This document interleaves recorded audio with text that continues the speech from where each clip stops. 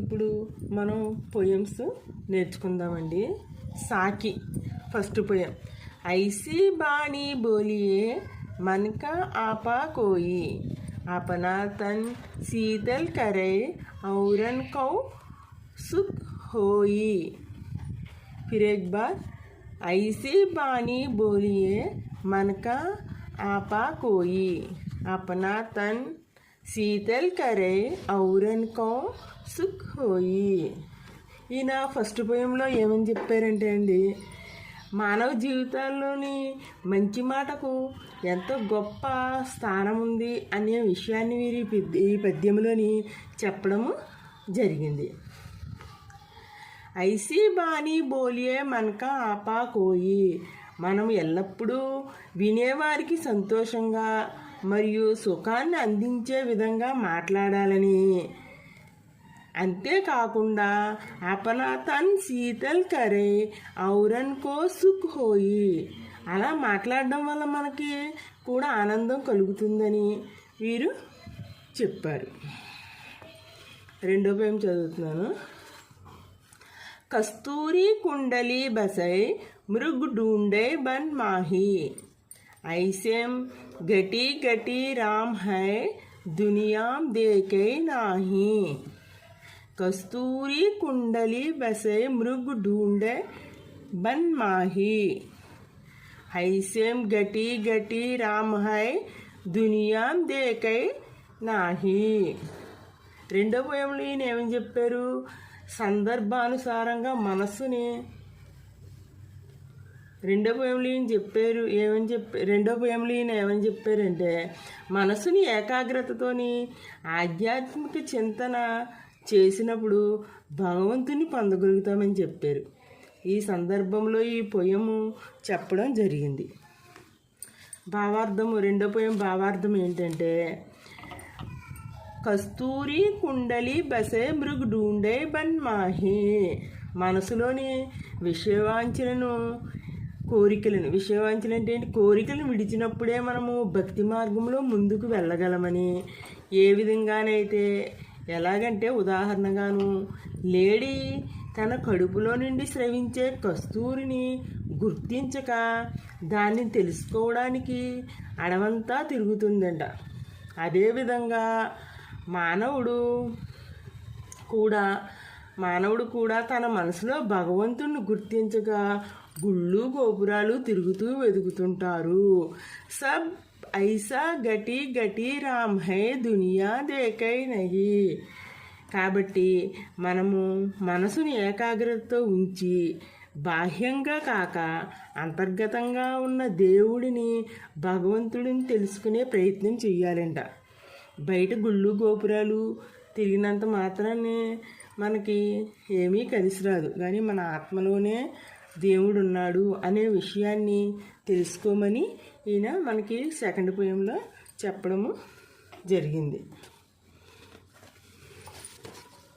మూడో పోయం చదువుతున్నాను.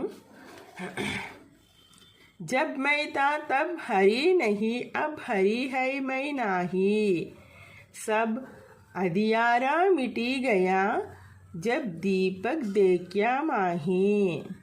జబ్ మై తా తబ్ హరి నహి అబ్ హరి హై మై నాహి.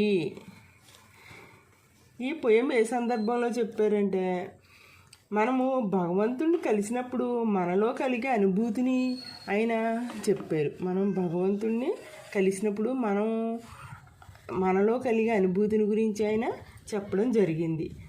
ఏ విధంగానంటే ఇది జబ్ మై తా తబ్ హరి నహి జబ్ హరి హై మై నాహి.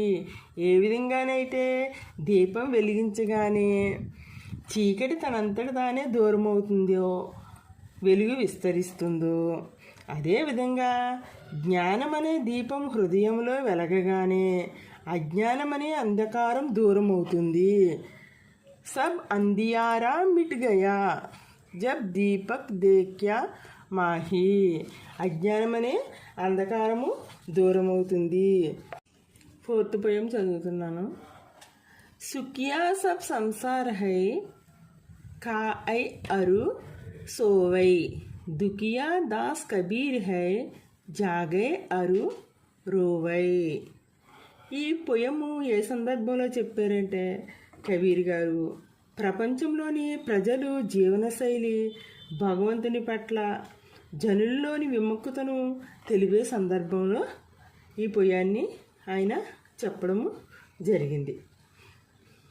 సుఖియా సబ్ సంసార్ హై కావై అరు కో సోవై, దుఖియా దాస్ కబీర్ హై జాగే అరు రోవై. ఈ పద్యం యొక్క భావార్థము చెబుతున్నాను.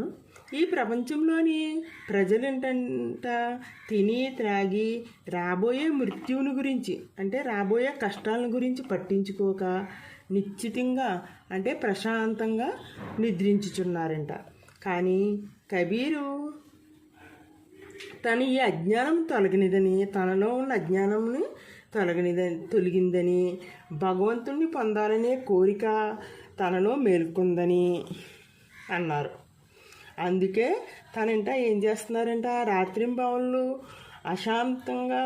అశాంతిగా ఉండేవాడిని అంటే రాత్రింబవళ్ళు శాంతి లేకుండా ఉండేవారట, మరి ఏడ్చేసేవారంట అని ఈ పొయంలో అయినా చెప్పడము జరిగింది. 5th పొయం చదువుతున్నాను. బిరహ భువంగం తన్ బసే మంతర్నా లాగై కోయి, రామ్ బియోగి నా జీవైతో బౌరా హోయి.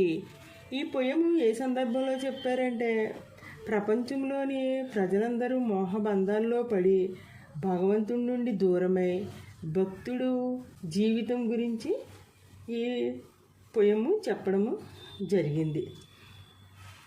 భావార్థం చెప్తున్నాను.